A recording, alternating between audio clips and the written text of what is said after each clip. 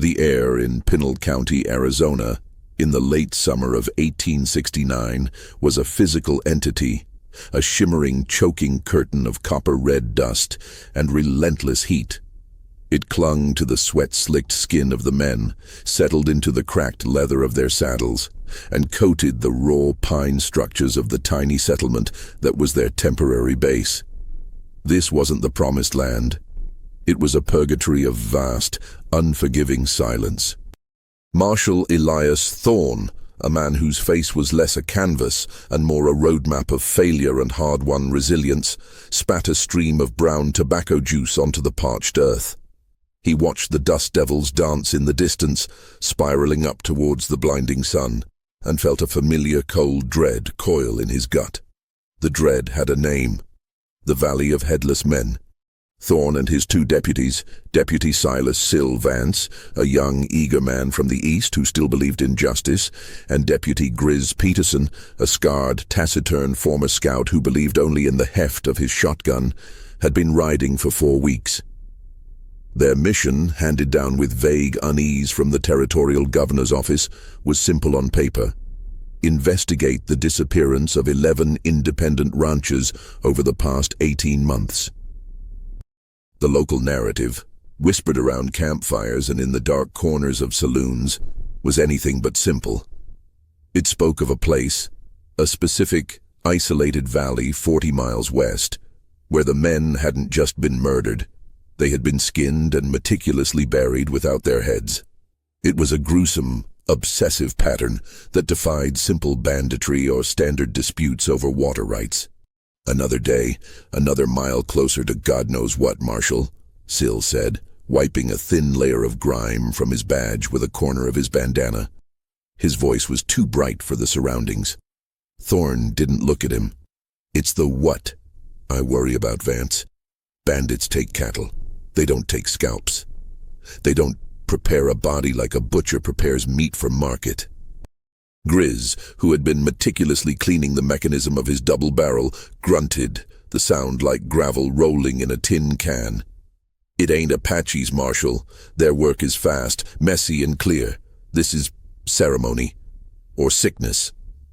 Thorne finally turned, his eyes the color of faded denim, narrowing against the glare. "We stick to the facts, gentlemen. No talk of ceremonies or sickness. We're looking for men who ranched, men who were last seen headed into that valley to graze their herds or scout land. We find their land, we find evidence, we find the men responsible."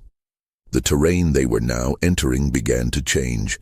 The flat, scrub-dotted plains gave way to low, jagged mesas and steep-walled canyons. The air, trapped by the rock faces, grew heavier, hotter. It was the kind of landscape that could swallow a man whole, leaving no trace but buzzards circling a week later. That evening they made camp near a dry wash, the only shelter provided by a cluster of gnarled mesquite trees. Thorne unrolled the tattered, hand-drawn map he'd been given, a relic of bad surveying and desperate hope. He traced the route to the valley, noticing a detail he'd overlooked in the dim light of the last saloon. A small, faded marking near the valley's entrance. It looked like an old Spanish or perhaps even a pre-colonial symbol, a simple circle with 2 parallel lines struck through it. "Grizz, you ever seen this mark?" Thorne asked, pushing the map toward the scout. Grizz leaned in, his single good eye squinting. He shook his head slowly. "Not on any trail map. Looks old. Looks like a warning." "A warning for what?" Sill asked, staring at the map with growing apprehension. "Maybe a warning to stay out of the land of the dead," Grizz replied, his voice flat. The silence that followed was broken only by the crackling of the small fire and the incessant, high-pitched whine of unseen insects. Thorne felt the anxiety of his deputies, a tangible thing that weighted the atmosphere. This was a fragile moment. He needed to be the rock. "Listen to me," Thorne said, his voice low and firm. "We're a long way from the territory office. No one's coming to help us. 11 men are dead, and their families deserve answers. We are not afraid of a few old scratches on a piece of paper, and we are not afraid of whispers. We are marshals of the law. We operate on evidence, not fear."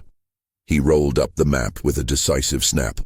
"Tomorrow we ride into the valley. We'll find out what kind of animal does this kind of work, and we'll bring its head back. Any questions?" Syl and Grizz exchanged a quick, meaningful glance. "No, Marshal," Syl said, a little less brightly than before. "Good. 2-hour watches. Grizz, you take first." As Thorn settled into his bedroll, he couldn't shake the image of the symbol on the map. A circle with 2 lines. A negation. A place where something ceased to be. He looked up at the billion uncaring stars of the Arizona night sky, and for the first time since leaving the town, he found himself wishing for clouds to hide the oppressive vastness. He had expected the murderers to be rough, desperate men, thieves or psychopaths driven mad by isolation.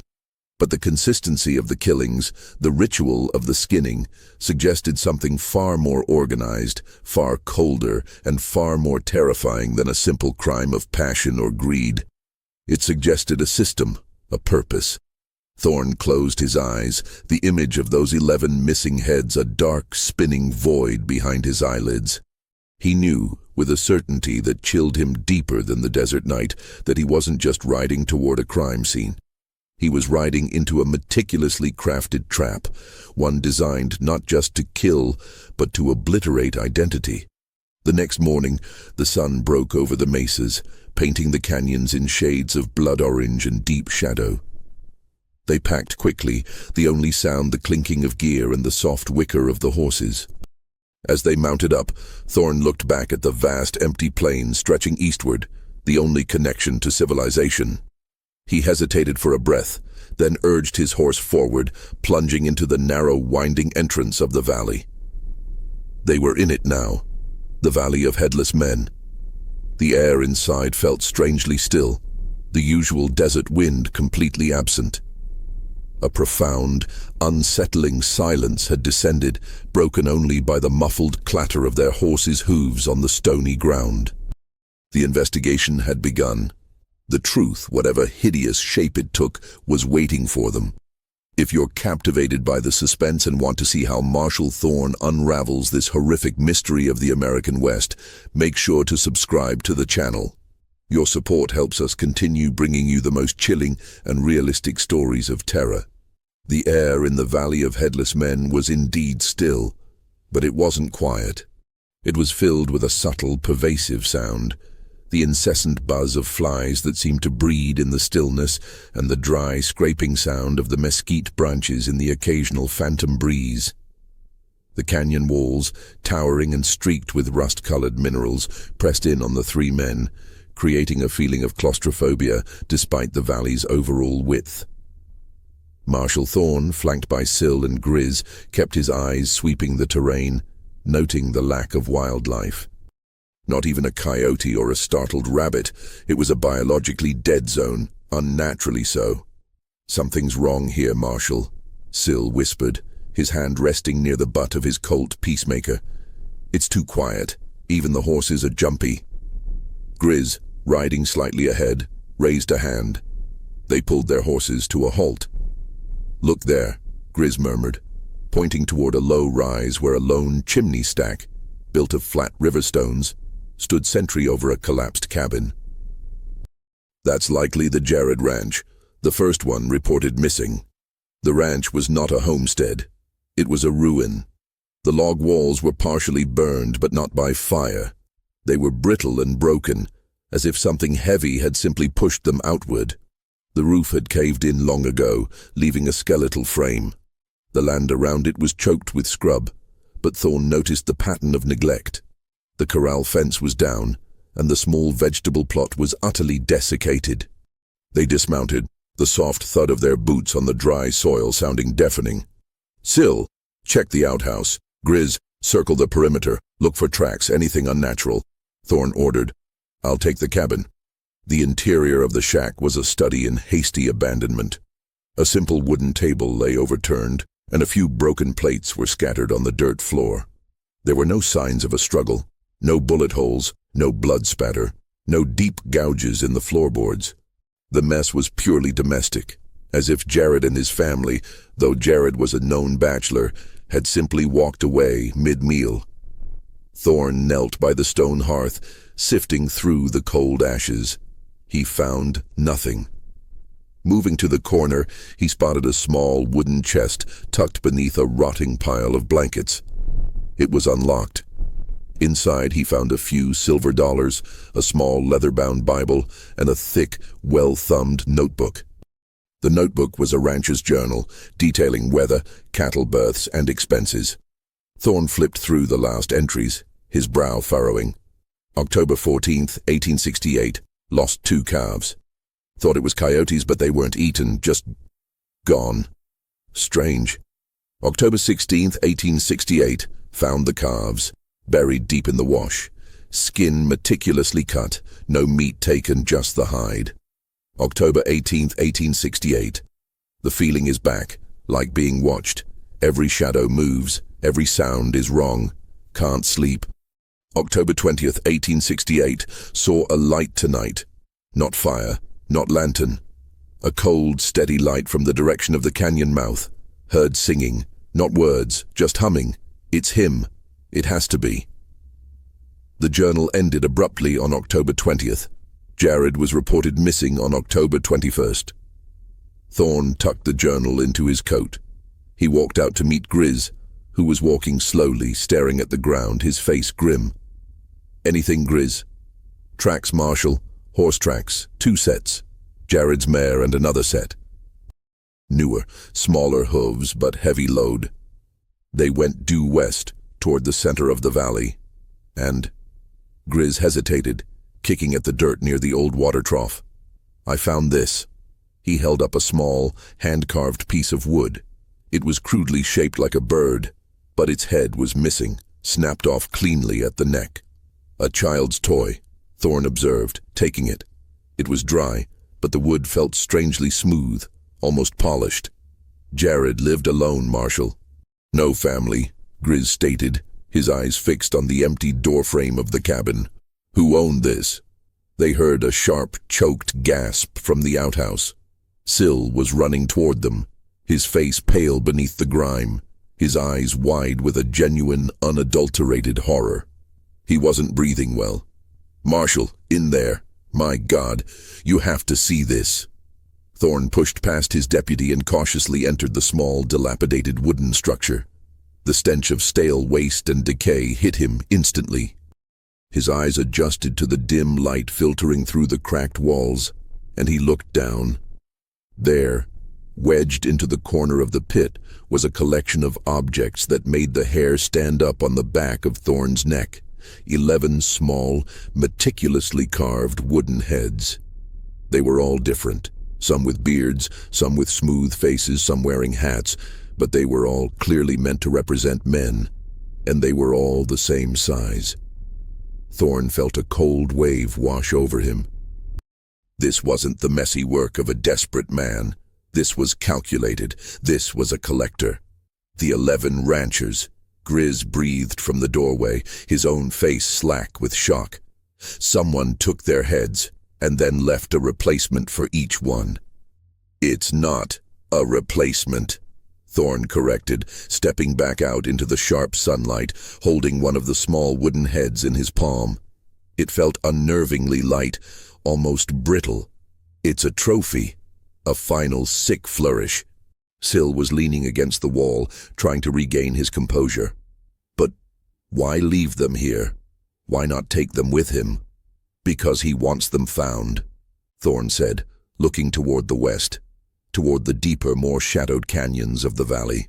He wants us to know that he is organized, that he is watching, and that he has moved on. Thorne opened Jared's journal again and reread the final chilling sentence. It's him. It has to be. He wrote that he saw a cold light and heard humming. The killer didn't just ambush these men, he interacted with them, he drove them out. They didn't run away from a fight. They were driven away by fear, Thorne surmised, the pieces starting to click into place, forming a picture far darker than he had anticipated. And this killer isn't a rancher. He's not a bandit. He's an artist of terror. He pocketed the small wooden head along with the journal. "We follow those tracks, Grizz. The ones with the heavy load. He's using this valley as his hunting ground, and he's been doing it for almost 2 years, right under the nose of the territory." They remounted, the atmosphere now thick with a palpable tension. The valley of headless men had shown its first hand, and it was a royal flush of dread. Thorn gripped the reins tighter. The killer had left his sign. Now the marshal had to prove he was intelligent enough to read it. They rode past the desolate homestead, leaving the 11 small wooden trophies to the flies. The tracks were clear, leading them deeper into the maze of the canyon system. They were following a psychopath who had perfected his craft. The thought didn't fill Thorn with fear, but with a cold, desperate resolve. The realism of the horror made it all the more immediate and pressing. They were hunting a man, and that man was playing a game. The trail led the 3 lawmen into a twisting box canyon, the sides closing in until the strip of sky above was a thin, unforgiving ribbon of blue. The small, heavy-loaded tracks Grizz had spotted were becoming clearer, marked by a slight, specific drag mark on the left side, indicating a potential imbalance in the load, or perhaps a physical defect in the killer's cart. Thorn pulled his horse up short as they rounded a tight bend. Lying in the center of the narrow path was a discarded, blood-soaked burlap sack. It had been used to wrap something large. "Fresh," Grizz observed, dismounting quickly and examining the stains. "Not old blood. Days old, maybe. The victim wasn't here long." "One of the 11?" Syl asked, his voice strained. "No," Thorn said, his eyes scanning the surrounding canyon walls. "The last recorded disappearance was 4 months ago. This is new." Thorn felt the weight of the journal in his coat pocket. The killer hadn't stopped after the 11 ranchers. He had continued his work, unseen, unknown. The valley wasn't a temporary hunting ground. It was his workshop. He noticed a subtle disturbance on the canyon wall, a line of small, irregularly spaced scratch marks, high up, almost out of reach.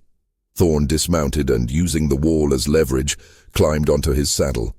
The scratches were deep and deliberate, forming letters. "Watchmaker," Thorn read aloud, dropping back to the ground. "It's a single word. A signature? Why would a killer sign his work?" Syl questioned, perplexed. "It's not bragging. It's too obscure." Grizz ran a gloved hand over the letters, then looked back at the terrain. "A watchmaker is precise, obsessive. Everything must fit. Everything must be measured. It matches the way the bodies were."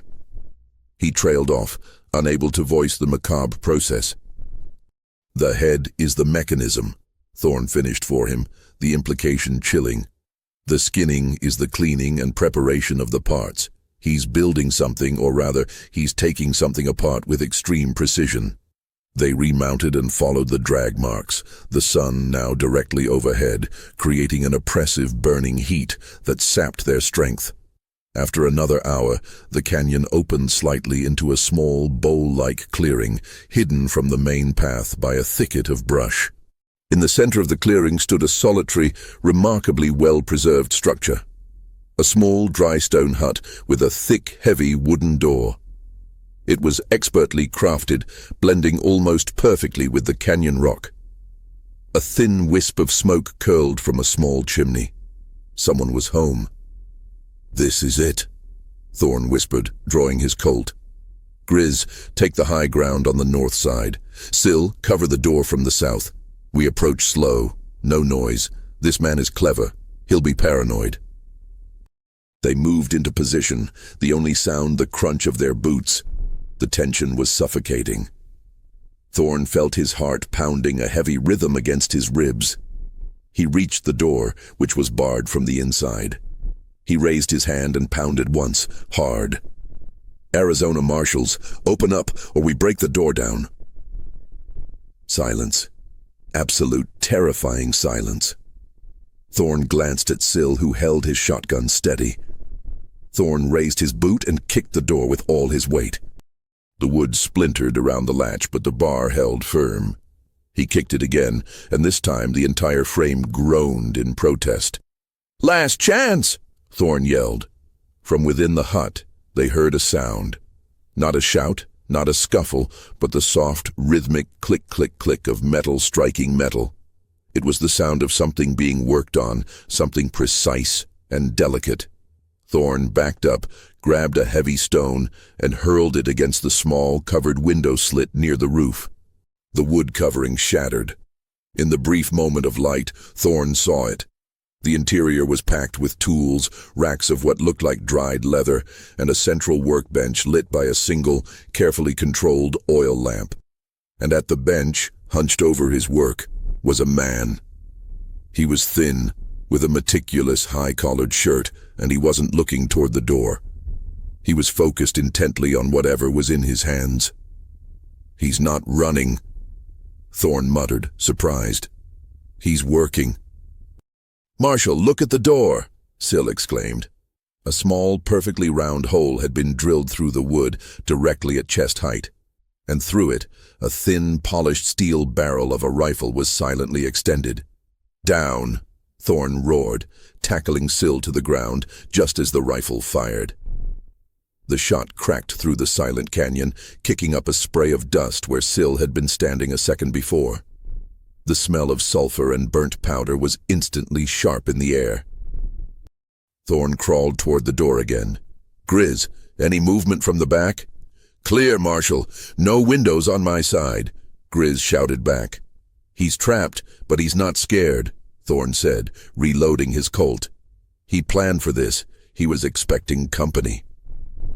Thorn realized the fundamental error. They had assumed a panicked criminal. This man was operating with the cool, deliberate mindset of his self-given title. A watchmaker. "We need a distraction, Sill," Thorn instructed, his mind racing. "Empty your shotgun into the wall high up. Make him think we're breaching the roof. When he looks up, I go in." Sill nodded, his face still pale but resolute. He raised his shotgun and fired 2 rapid blasts into the stone wall above the door. The sound was deafening, echoing savagely in the enclosed space. In that split second of confusion, Thorn threw his shoulder against the cracked doorframe one last time. The bar finally gave way with a splintering groan, and Thorn burst inside, Colt raised. The interior was a horror show of meticulous organization, but the man was gone. The only exit was a narrow, dark opening in the back wall, a concealed bolt hole covered by a hanging length of canvas. The watchmaker had simply slipped into the dark. Thorn rushed to the bench. It was covered in various instruments, calipers, tiny saws, specialized knives, and leatherworking tools. And, in the center, bathed in the soft glow of the oil lamp, was his current project. It was a piece of human scalp, stretched taut and drying on a wooden frame, meticulously scraped clean on the underside, and lying beside it was the object the killer had been working on when they arrived. A perfectly spherical, polished wooden ball. Thorn picked up the ball. It was unnervingly heavy and warm.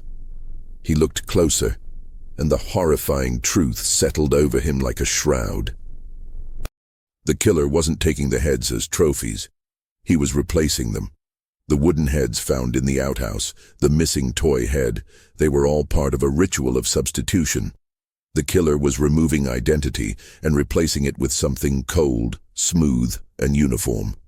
"Marshall, the hole!" Sill shouted, arriving at the entrance. Thorn pointed the way. "Grizz, he's heading further into the canyons. We've got him cornered, but don't underestimate him. He's not a lunatic, Sill. He's a perfectionist." Thorn felt a sick surge of adrenaline. They were closer than anyone had ever been. But he also knew that he was now officially inside the watchmaker's meticulous, deadly machine. The hidden tunnel behind the hut was narrow and pitch black, smelling of damp earth and something metallic.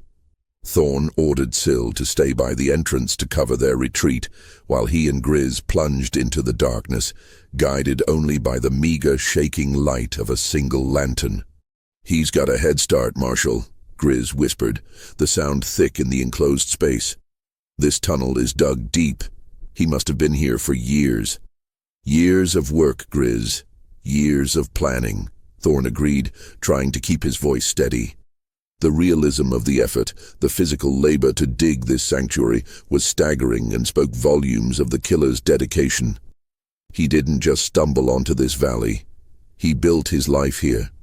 After 100 yards, the tunnel opened into a vast, natural cavern. It was dry and cool, and the lantern revealed a terrifying sight, a massive collection of supplies. Crates of dried goods, barrels of water, tools, even a small working forge. The watchmaker had established a self-sufficient, underground existence. "He doesn't need to leave the valley," Syl observed, catching up with them, breathing heavily. "He brings what he needs in, and he stays."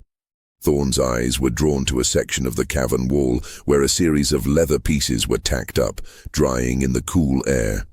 They were all different shades and textures, but they were unmistakably human skin, meticulously stretched and prepared, just like the piece on the workbench.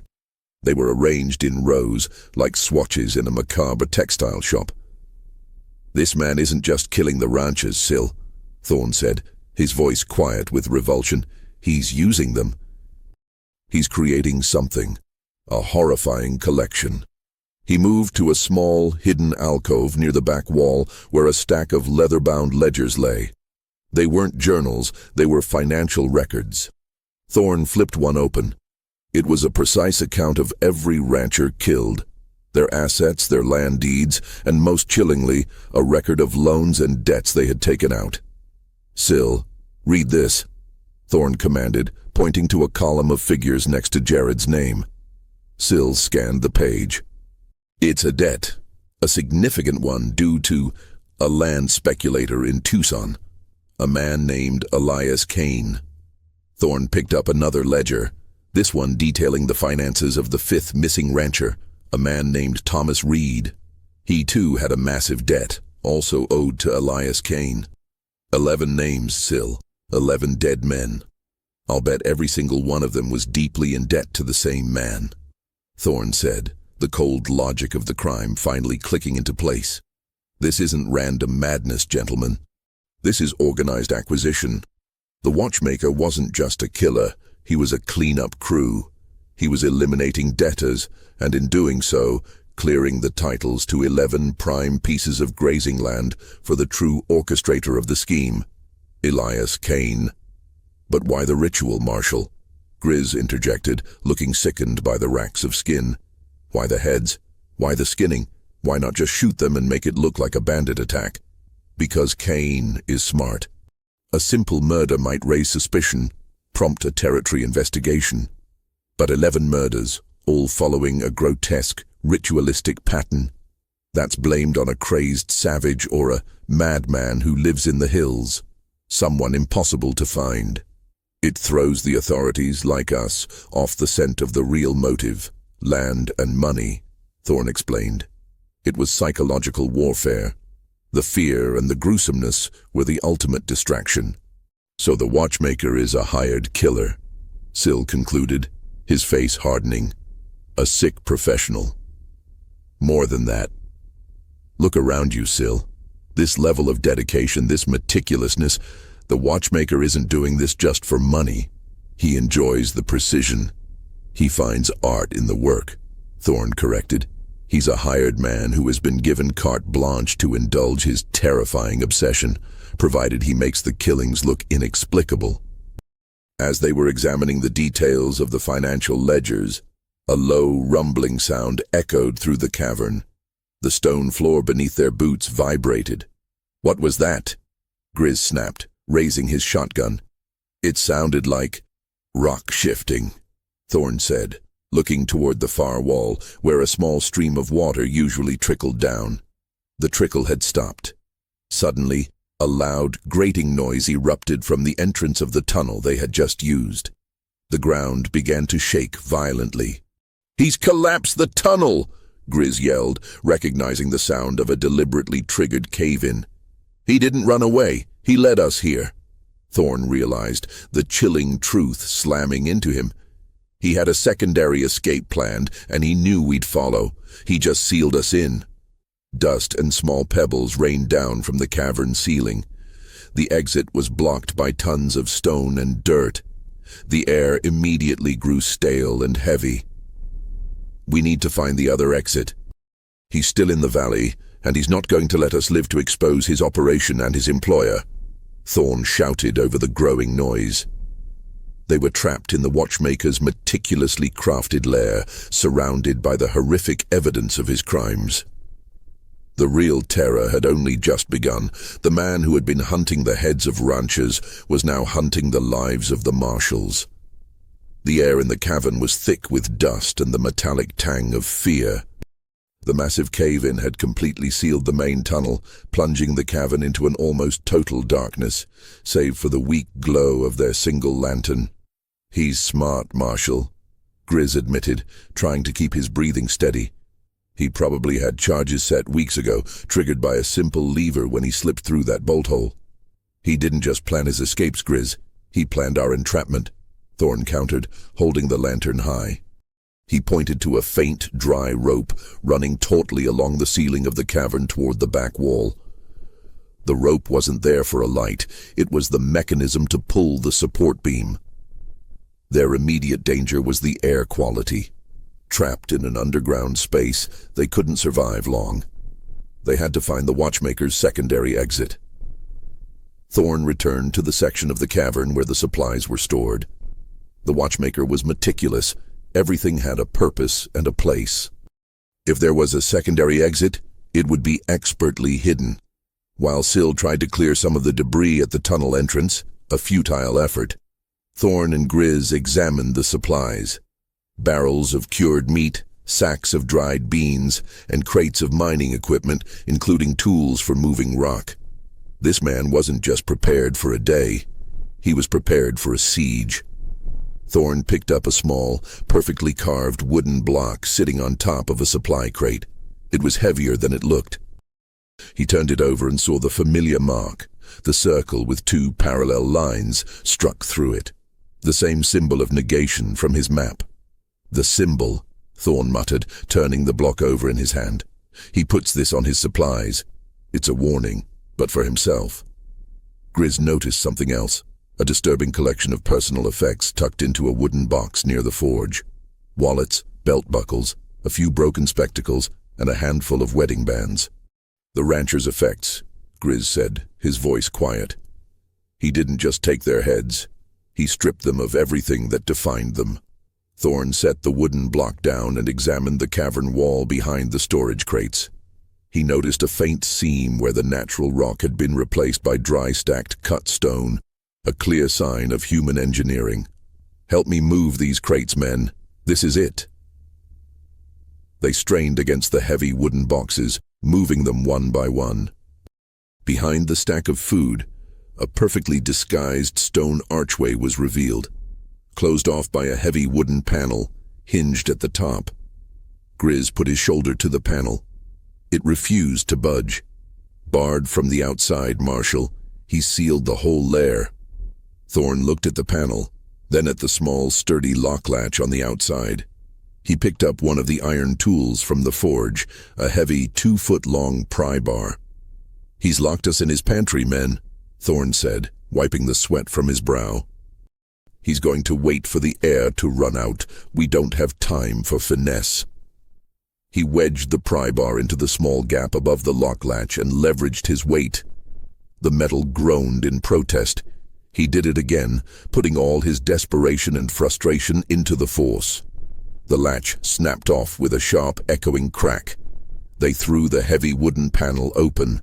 It revealed a narrow, vertical shaft, a cleverly disguised escape chimney leading straight up toward the light.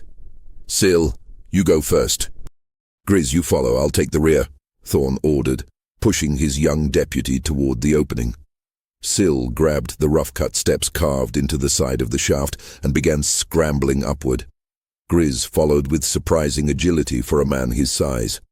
As Thorn prepared to climb, he took one last look around the cavern. The horror was organized, the motives clear, the killer's mind a clockwork of terrifying logic. He spotted a final small detail near the collapsed tunnel entrance, a discarded piece of paper. Thorne picked it up. It was a single hand-drawn sketch, remarkably detailed.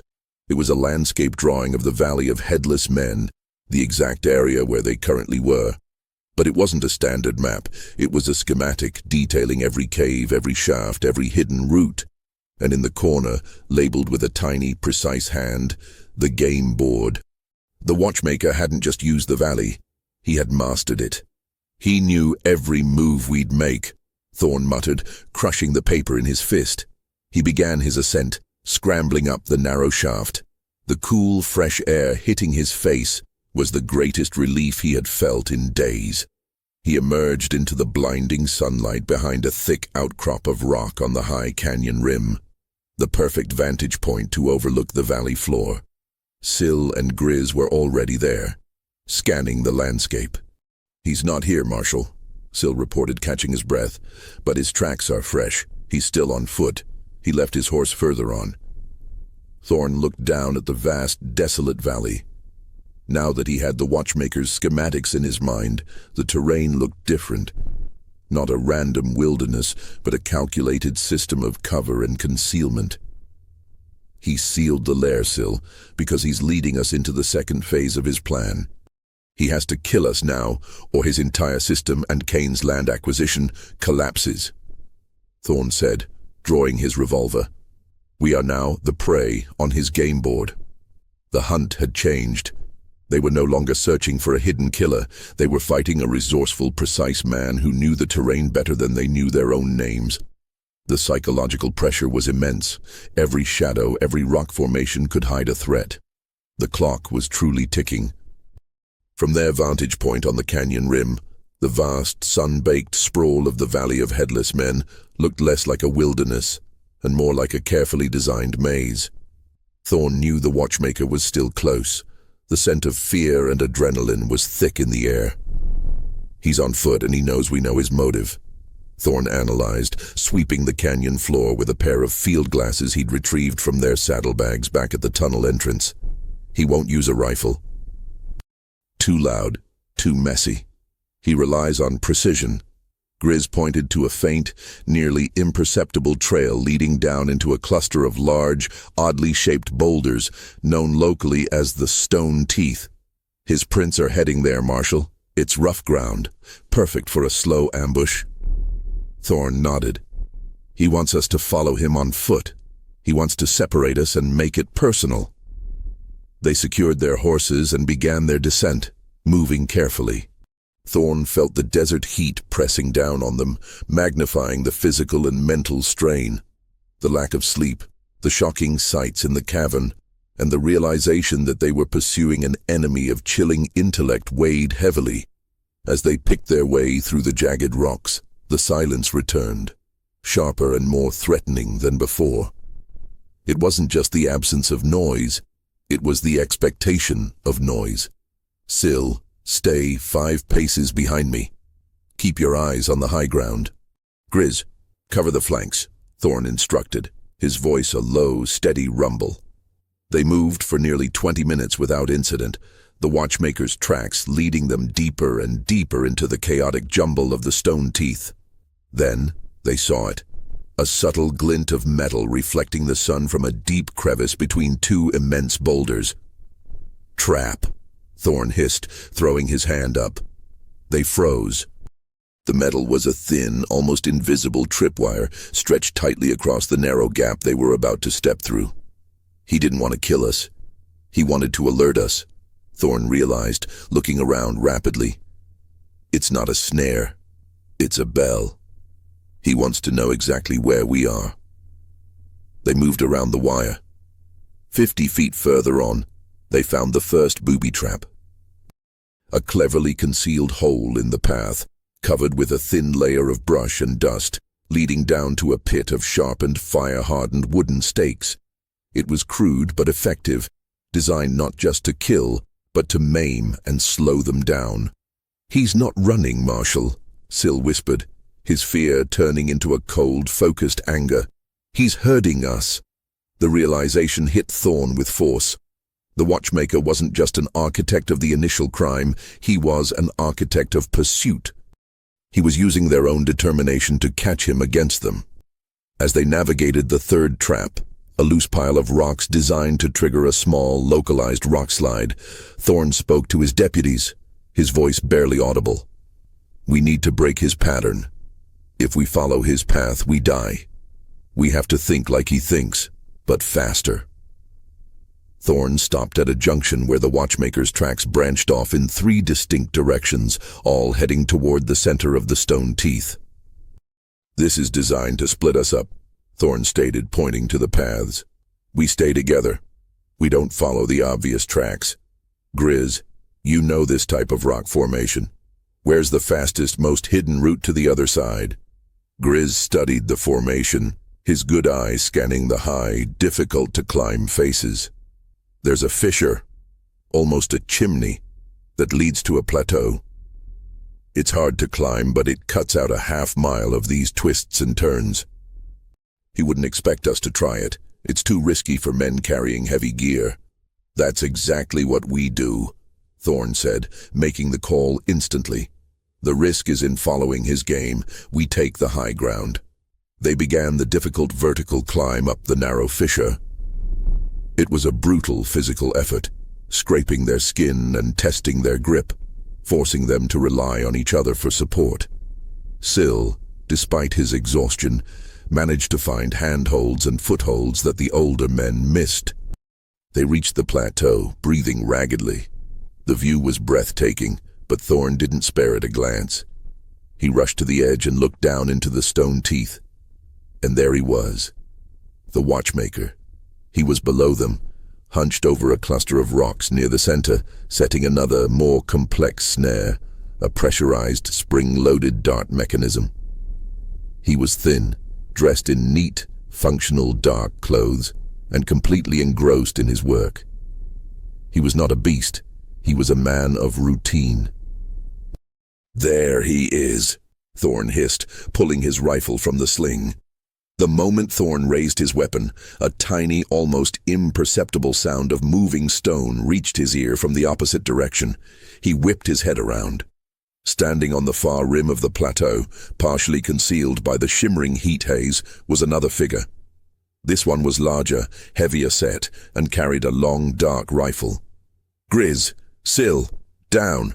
We're pinned," Thorn yelled, hitting the deck and pulling his 2 deputies down with him. The rifle on the far rim cracked, the bullet whizzing past Thorn's head and striking the rock where he had been standing. The second figure was providing cover for the watchmaker. The killer wasn't working alone. Thorn flattened himself against the stone, the smell of gunpowder sharp and acrid. He was caught between the watchmaker's traps below and a high-caliber rifle above. "The second man!" Syl shouted, firing his pistol blindly toward the far rim. "They're working together." "It's the land speculator, Kane," Thorn realized, the full picture snapping into place.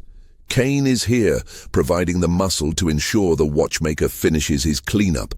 They weren't just partners, they're active co-conspirators."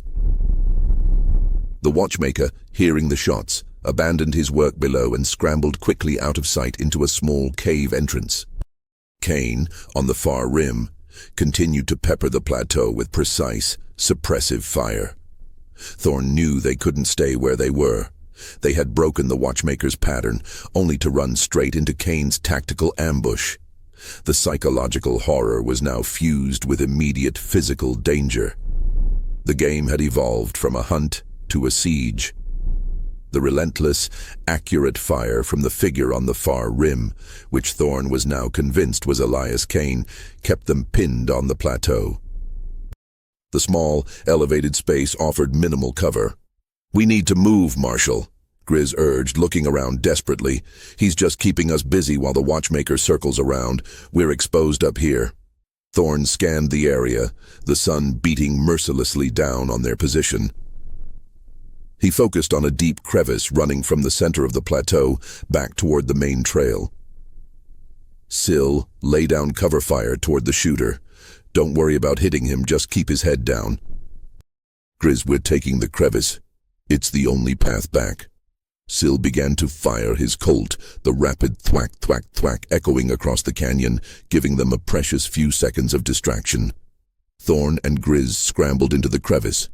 It was narrow and filled with loose rock, making the retreat treacherous, but it gave them cover.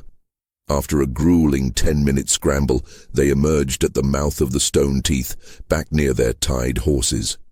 They had failed to capture the watchmaker, and now they knew they were facing two highly determined and dangerous men. "We ride back toward the camp now," Thorn commanded, leaping into his saddle. "We need to get the territory office involved, but first, we have to survive the night." They rode hard for 2 hours, the only conversation the rapid clicking of hooves and the labored breathing of the horses. The immediate pursuit seemed to have stopped. The watchmaker and Kane were content to let them escape, believing they could hunt them down later, or perhaps that the marshals would simply leave the valley and report a dead end. They made camp at a secluded spot in a dry wash, well outside the main canyon system. Thorn didn't allow a fire. They ate cold rations, the tension making the food taste like sawdust. Thorn pulled out the financial ledger they had recovered. Kane is the mastermind. He hires a meticulous psychopath to eliminate his debtors in a way that makes the crime look unsolvable. A madman killing ritualistically. No one looks for a financial motive. "But why would Kane stay here, Marshal?" Sil asked, cleaning his pistol nervously. "He could be in Tucson waiting for the land deeds to clear." "Because the deeds haven't cleared yet, Sil," Thorn explained, tapping the ledger. Jared, Reed, and a few others had close relatives, siblings, or children who were next of kin. Until those kin are also convinced the men are gone without a trace, the titles remain tied up. Kane is here to supervise the final stages of the cleanup. Thorn remembered the small, carved wooden head, the child's toy he'd found. The watchmaker is doing more than just skinning and beheading. He's erasing the victims' identities and their connections, right down to their families. Suddenly, a loud, ragged sound broke the heavy silence, a scream from the top of the wash. It was a sound of absolute physical pain, followed by a grunt and a heavy thud. "Ambush!" Thorn yelled, grabbing his rifle. They raced up the embankment, rifles raised. Standing over a man writhing on the ground was Grizz, his face contorted in a look of grim satisfaction. He had ambushed the ambusher. The man on the ground was small, thin, and impeccably dressed, despite the dust. The watchmaker. He had a broken ankle, twisted at an unnatural angle from where Grizz had thrown him from the crest of the wash. "He tried to slip down the embankment, Marshal," Grizz reported, breathing heavily. "He was carrying this." Grizz held up a thick piece of rawhide, weighted with lead pellets, designed to be thrown around a man's legs, a weapon used to silently trip a target. Thorn knelt beside the watchmaker, pressing the cold steel of his rifle barrel against the man's temple. The killer's eyes were pale, unsettlingly calm, and focused on the pain of his broken ankle rather than the threat of the rifle. "Where is Kane, watchmaker?" Thorn demanded, his voice low and dangerous. The man merely winced from the pain and let out a small, dry, humorless chuckle. "Kane? He is the executive. I am the artist." "Where is Kane hiding?" Thorn repeated, pressing the barrel harder. "Hiding?" The watchmaker coughed, a dry, rattling sound. "He doesn't hide. He observes. He is setting the parameters of the game. I simply ensure the precision of the timepiece." Thorn decided a direct approach was useless.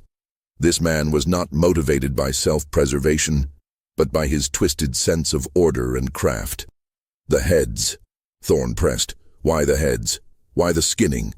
The watchmaker slowly, meticulously shifted his body to ease the pressure on his leg. His pale eyes finally met Thorn's, and a chilling light entered them, the light of the obsessive fanatic. "The head is the identity, Marshal. The face is the lie. I remove them to show the truth," he whispered, his voice thin but clear. "The skin is the canvas. It is the most beautiful material for the great work. Every man is the same beneath the lies. I simply process the raw materials. He looked at Thorne with a horrifying pity. You wear your lie, Marshal. Your uniform, your badge. Kane understood this. He let me peel back the lie. He let me create the perfect, clean slate. Thorne knew he was wasting time. The watchmaker was enjoying his moment of gruesome revelation. Suddenly, a high-pitched whistling sound cut through the air, followed by a heavy thud 30 feet away. "Mortar!" Grizz roared, recognizing the sound of an explosive device. A second later, the ground where the mortar had landed erupted in a flash of orange fire and a deafening roar. Debris and smoke billowed into the air.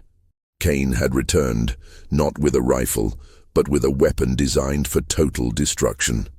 The force of the blast sent Thorne and the deputies tumbling down the wash. The air filled with shrapnel and the choking smell of black powder. Thorne grabbed the dazed watchmaker by his collar and began dragging him, realizing that the killer was now their most important and most vulnerable asset. "We run. We use the prisoner as bait, but we keep him alive," Thorne shouted over the ringing in his ears. The true terror was no longer the ritual. It was the escalation. Kane was willing to turn the entire valley into a war zone just to eliminate the marshals and his own, now captured, loose end. If you're on the edge of your seat and don't want to miss a single shocking twist of Marshal Thorne's deadly pursuit, make sure to subscribe to the channel. Your subscription is the only thing guaranteed to survive the watchmaker's game. The mortar fire was relentless, forcing Thorne, Sil, and Grizz to retreat deeper into the network of dry washes and small canyons. The watchmaker, despite his broken ankle, was a dead weight, but Thorne refused to abandon him. He was the only link to Kane, the mastermind. "We need a better plan, Marshal," Sil yelled, nearly exhausted, struggling to cover their rear. "We can't carry this man all night while Kane shells us." Thorne dragged the watchmaker behind a large, jutting rock formation.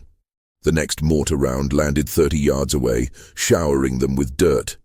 "Kane won't stop until his partner is dead, to silence him, and we're dead, to bury the evidence," Thorne panted, forcing the watchmaker to face him. "Watchmaker, you're a liability to Kane now. He's trying to kill you." The watchmaker, pale and sweating from the pain, simply looked up at the sky where the mortar shells were arcing. He is simply concluding the arrangement. Neatness is vital. "Neatness will be a hole in the ground," Thorne shouted, desperation edging into his voice. "He planned for your death from the moment we found your lair. He set you up to be caught, hoping you'd be killed resisting arrest, making the motive look simpler. You're his final disposable piece."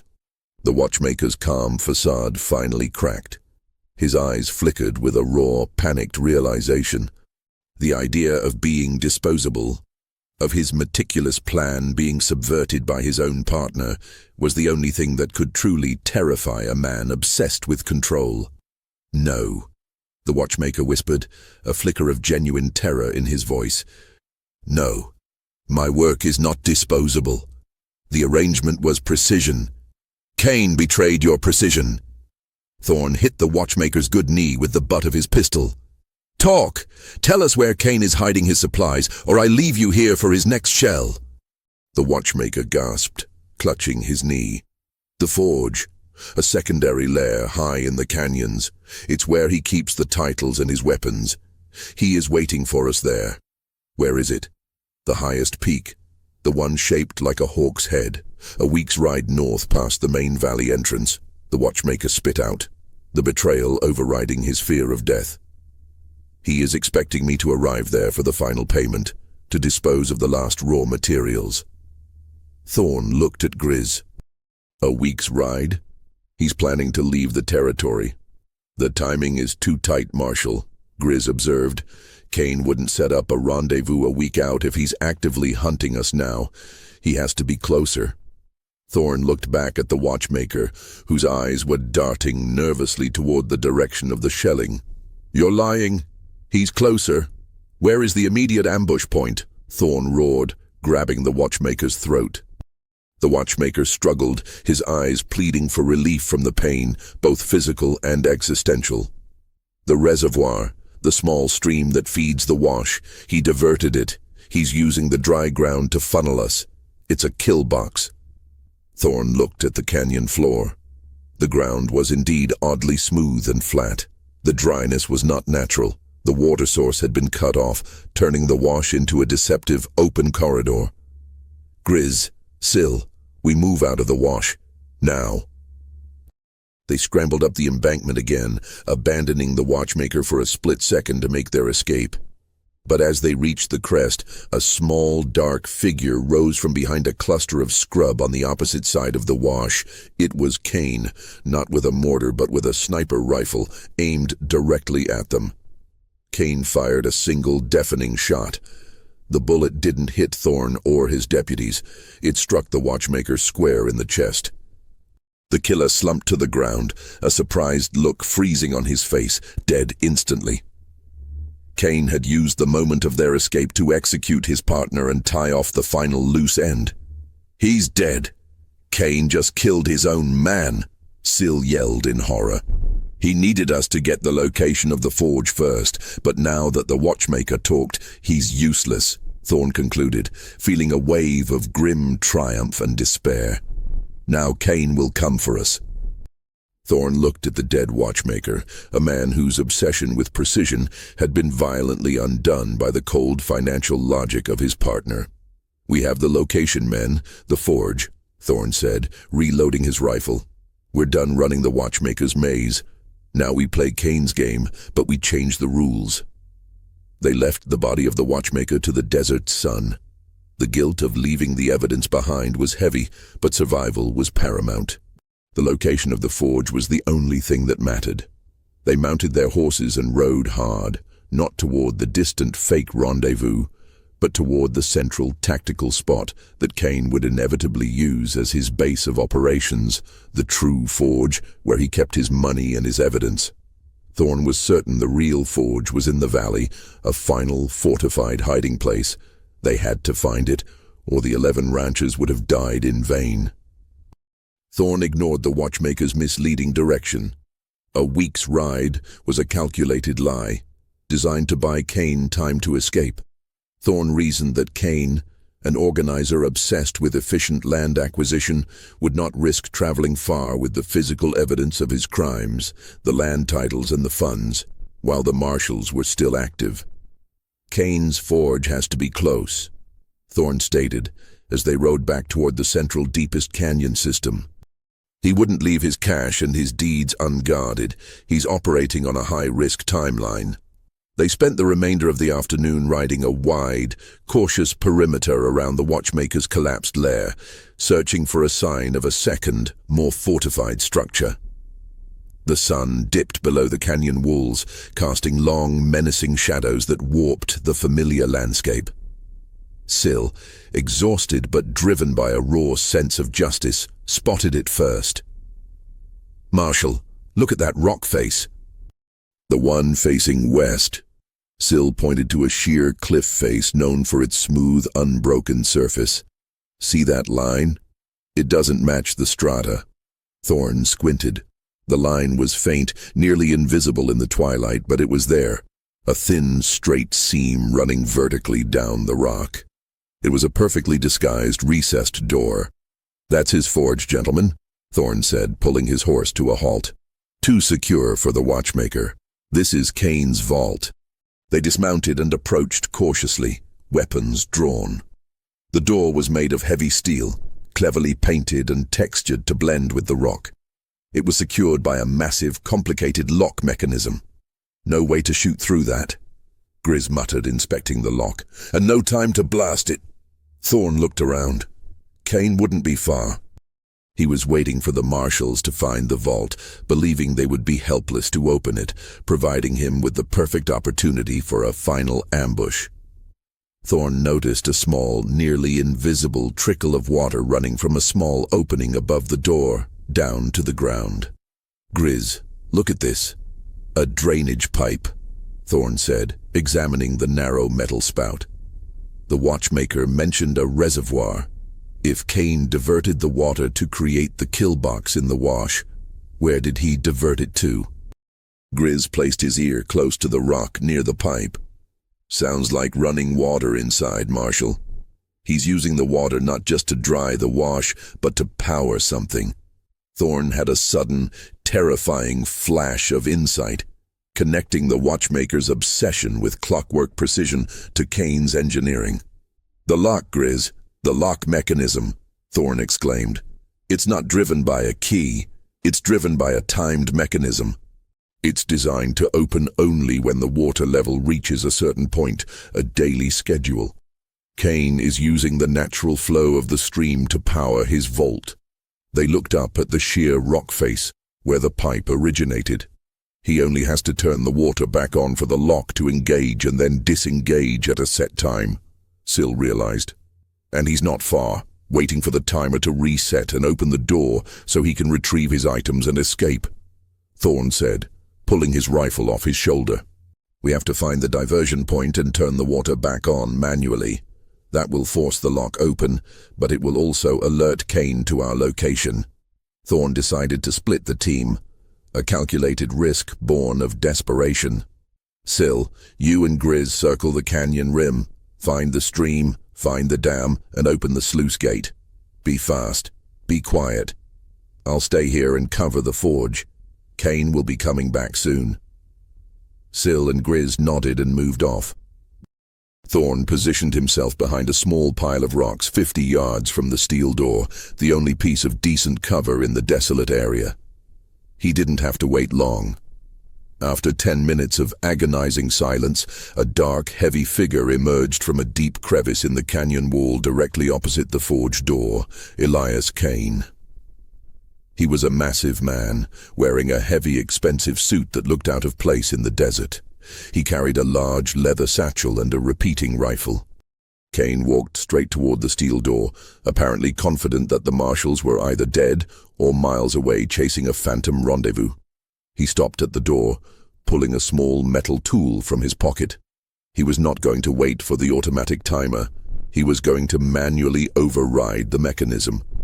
Thorne raised his rifle, sighting down the barrel. "Kane, drop the weapon." Kane froze instantly, his hand hovering over the lock. He slowly turned, his face a mask of cold, predatory fury. "Marshal Thorne, I should have known a man of your reputation would be too dull to run." Kane sneered, raising his rifle slowly.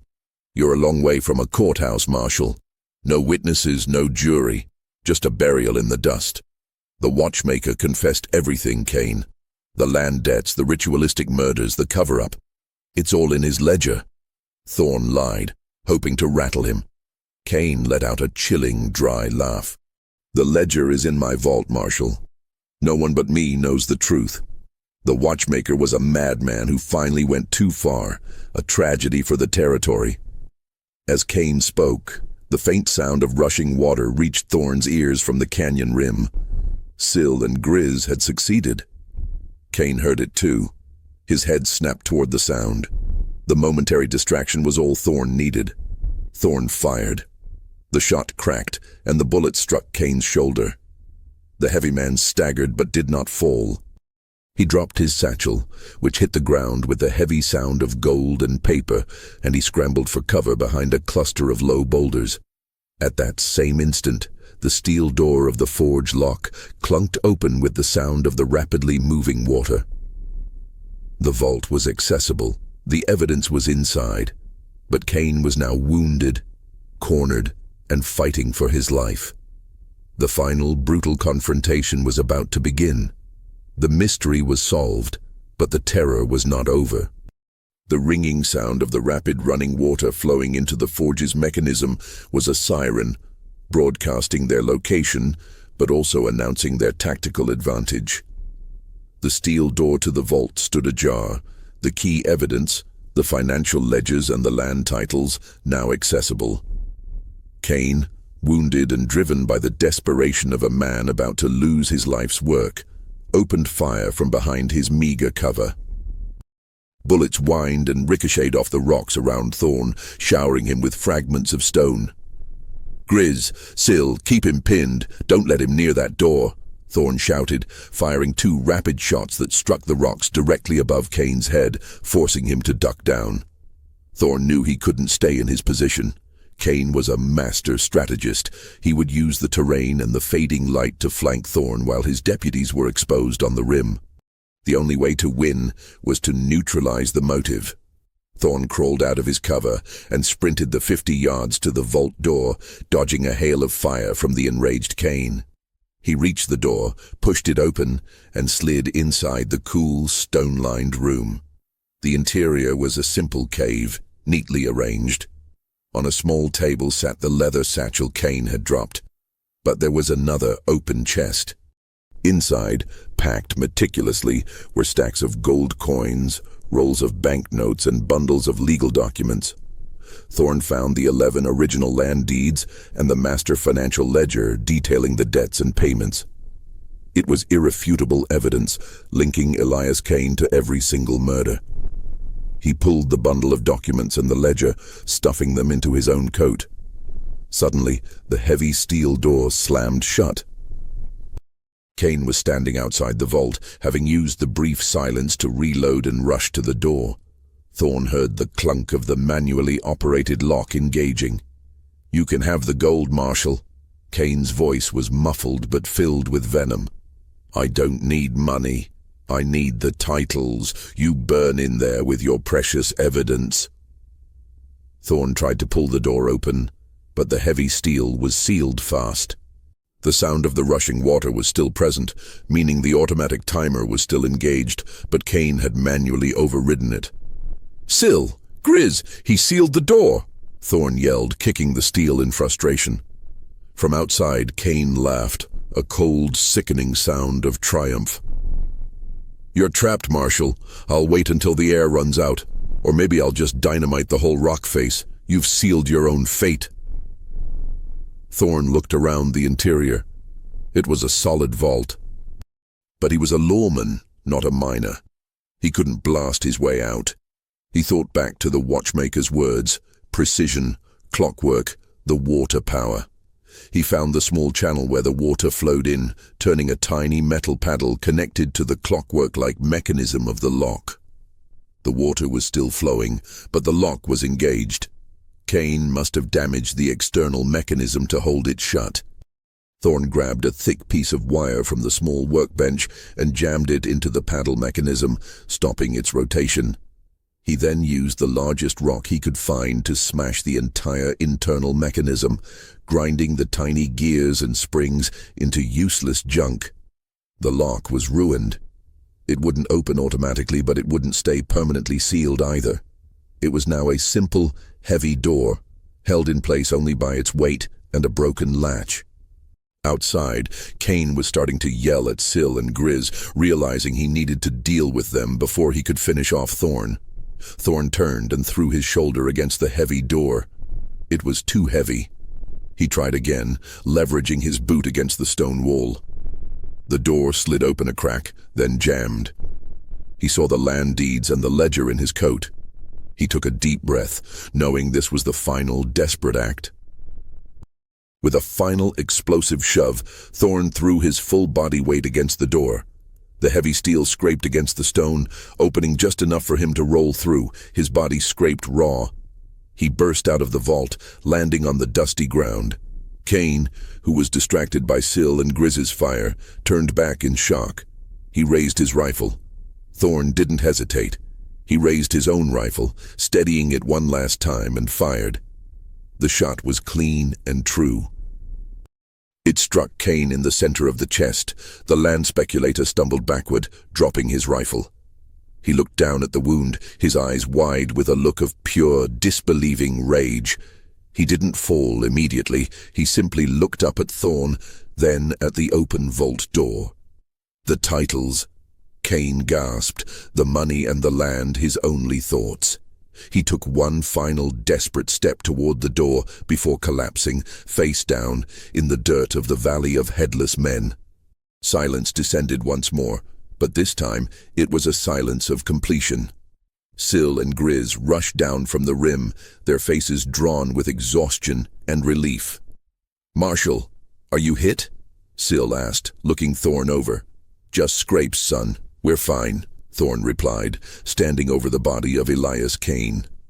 The meticulous architect of the terror, the man who used human obsession for financial gain, had been brought down by the very system he exploited. Thorne pulled the land deeds and the ledger from his coat. The evidence was intact. "The case is closed, gentlemen. 11 ranchers skinned and buried for the sake of land speculation. The watchmaker provided the terror. Kane provided the motive," Thorne said, looking out at the desolate landscape. "We brought back the truth." They began the long, quiet process of preparing the bodies, Kane and the watchmaker, for transport back to the territory office.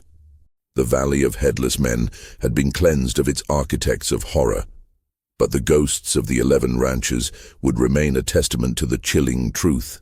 The most terrifying monsters are not found in the supernatural, but in the depths of human greed and psychological obsession.